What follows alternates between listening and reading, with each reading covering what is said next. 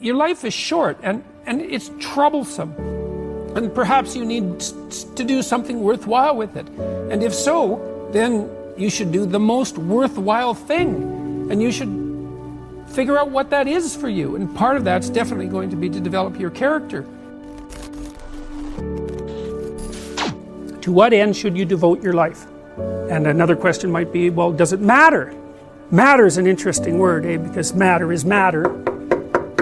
But matter is also what matters. And I would say that what matters is more real than matter.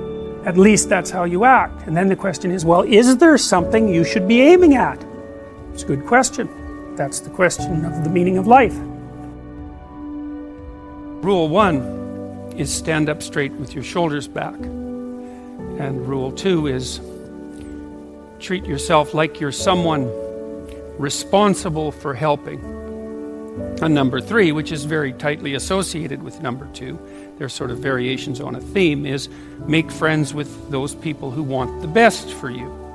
By the way, these last 2 rules aren't injunctions designed to make your life easier. They're actually injunctions designed to make your life more difficult.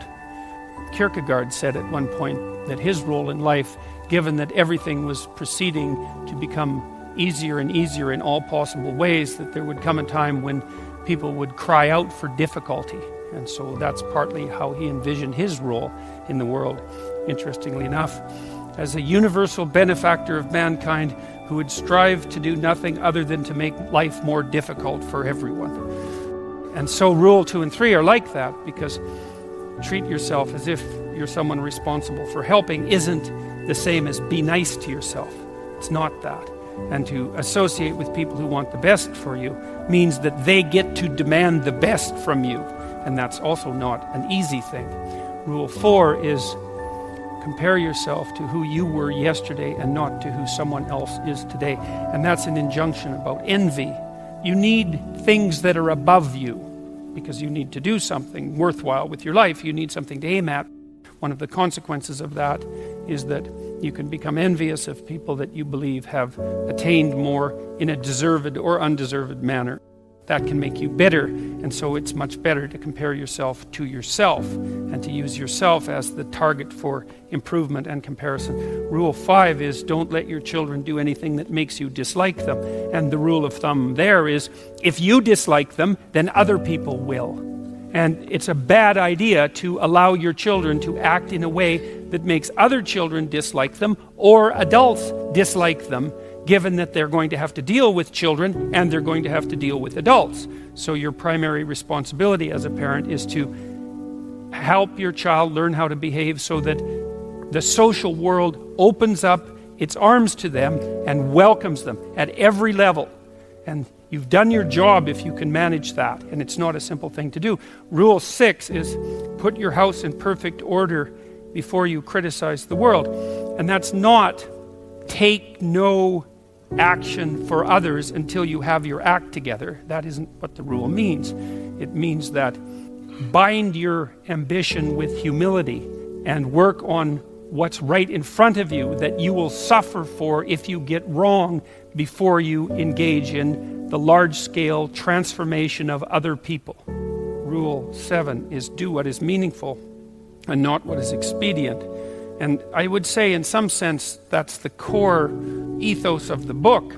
Not exactly, because rule 8, which is tell the truth or at least don't lie, is a necessary conjunction to that, or a necessary additional element, because I don't think that you can pursue what is meaningful without telling the truth. And the reason for that is if you don't tell the truth, or let's say if you lie, which is an easier way to think about it, you corrupt the mechanisms, the instinctual mechanisms that manifest themselves as meaning, and then you can't trust them. And that's a very bad idea. So the fundamental reason to not lie is because you corrupt your own perceptions if you lie. And when you corrupt your own perceptions, then you can't rely on yourself. And if you can't rely on yourself, then, well, good luck to you. Because what are you going to rely on in the absence of your own judgment? You've got nothing if you lose that. Rule 8 is, as I said, tell the truth or at least don't lie. Rule 9, assume that the person that you're listening to knows something you don't. And that's not so much a mark of respect for the person, although it is that. It's a mark of recognition of your own unbearable ignorance. You know, one of the things you have to do in life, you have to decide what's more important, what you know or what you don't know. First of all, there's a lot of what you don't know. And so if you make friends with that, if you decide that's important, then, well, that's a good thing, because you're going to be surrounded by what you don't know your entire life. And so if you're appreciative of that, then that's going to make things go better for you. But the other element of that is, well, why should you be appreciative of what you don't know? And the answer to that is, well, you shouldn't. If your life is absolutely perfect in every way, you have exactly what you need and want, you've put everything in order around you, then what you know is sufficient. But if you believe that things could still be put right around you in your own personal life, and with regard to the effect that you have on other people, then obviously what you don't yet know is more important than what you do know, and you should be paying attention to find out what you don't know at every possible moment. And if you're fortunate, when you have a conversation with someone and you're actually interested in what they say, then even if they're not very good at communicating, even if they're awkward, or even if they display a certain amount of enmity towards you, there's always the possibility that they might tell you something you don't know, in which case you can walk away from the conversation less ignorant and corrupt than you were when you started the conversation. And if your life isn't everything that you would like it to be, then being slightly less ignorant and corrupt is probably a good thing. And so rule 10 is be precise in your speech. And that's an observation, I would say, that's a variant of a New Testament injunction, which is, or maybe a description of the nature of the world, which is knock and the door will open, and ask and you will receive, which is a very strange theory, let's say, but which I would say is far more in accordance with what we know about the psychology of perception, let's say, than you might imagine, because it is the case that you don't get what you don't aim at.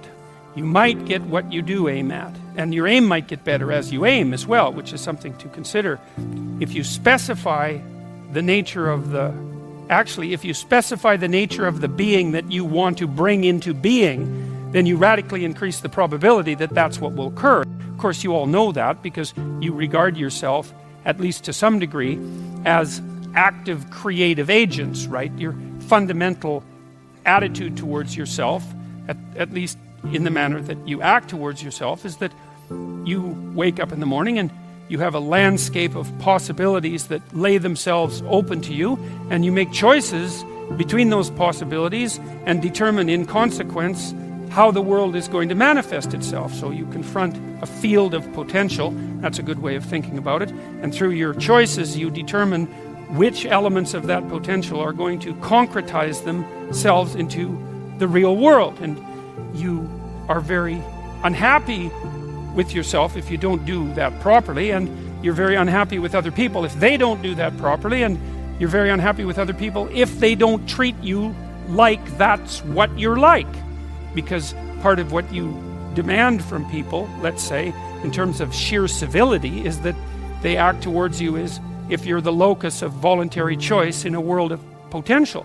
And you upbraid each other for that as well. If you have children and parents, your parents will say to you, if you're fortunate, you're not living up to your potential, which is actually a compliment in a sense, even though it's also a judgment. And the compliment is, I know perfectly well that you could be more than you are. And you'll hang your head if you have any sense, and you'll think, like you think in relationship to your own conscience, that yes, I have a lot of potential that I'm not fully realizing, and that actually constitutes a transgression against the good.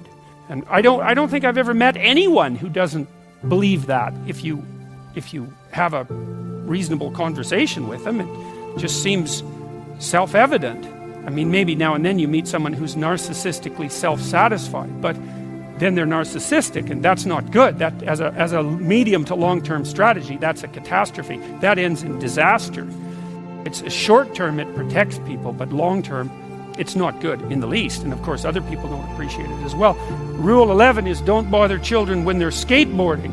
And that's actually a discussion of courage, of encouragement, more specifically, because I've been trying to understand, for example, what role parents play in the lives of their children. And I would say this is a role that is of fundamental importance, as well as attempting to guide your children so that they act in a socially desirable manner so that the world opens itself up to them.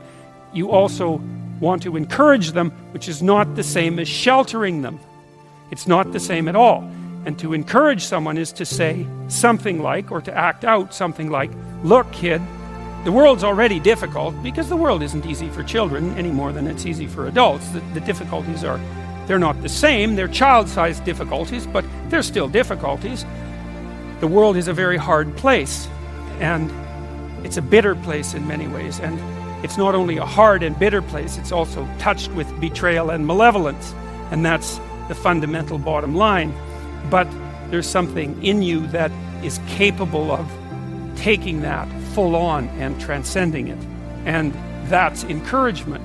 You say, well, as difficult as things are, you're up to the challenge. And to interfere with children when they're skateboarding, for example, when they're doing, let's say, inadvisably dangerous things, which kids of course do if they're skateboarding, to interfere with that is to interfere with the child's willingness to voluntarily expose themselves to the risks that they need to expose themselves to in order to develop the sort of competence that allows them to thrive in a world they cannot be sheltered from. And so to interfere with children when they're taking necessary risks is not love or empathy, but cowardice on the part of parents, and it's deeply damaging to children. And I can tell you, as a clinical psychologist, I've never had a client come to my office in all the hundreds of encounters I've had with people in my office. I've never had a client say, my parents made me too independent. That hasn't happened once. Right now, my parents made me too dependent, or I conspired with my parents to perpetuate my dependence. That happened all the time. So there's a rule of thumb, which I think is a good one, which I believe is often applied in nursing homes by people who work in nursing homes, which is of course a very difficult job. And the rule is, do not do anything for anyone they can do for themselves. And the reason for that is that it's a form of theft. First of all, if you do something for someone and it facilitates their movement forward, then they moved forward because you helped them. What life is essentially is not a place to attain happiness or even to aim for happiness, even though you should be grateful if some comes along now and then, but a call to something like adventure. Rule 12 is pet a cat when you encounter one on the street. Oddly enough, a meditation on fragility. It's a discussion of what you do when you don't know what to do, and that's really when things have gone badly for you, when you face a terrible tragedy in your own personal life or in your familial life, or perhaps even in the life of your community, when things come crowding in at you too quickly. In the case of a death in the family, or a terrible illness, or the collapse of a dream, or any of the things that can flip your world upside down, is how do you cope with that? And that chapter contains a discussion of the necessity of narrowing your time frame, because sometimes the right way to look at the world is across.